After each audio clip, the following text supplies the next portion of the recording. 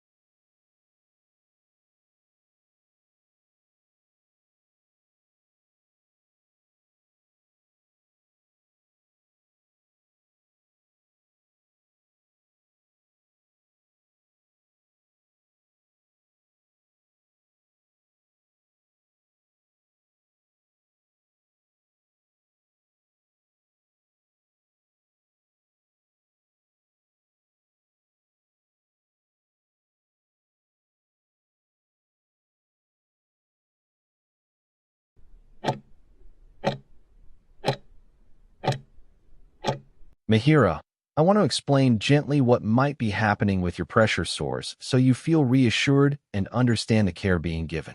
Pressure sores often develop when the skin and underlying tissues are exposed to continuous pressure, such as from sitting in a wheelchair or lying in one position for too long. This pressure reduces blood flow to the area, which is essential for keeping the skin healthy.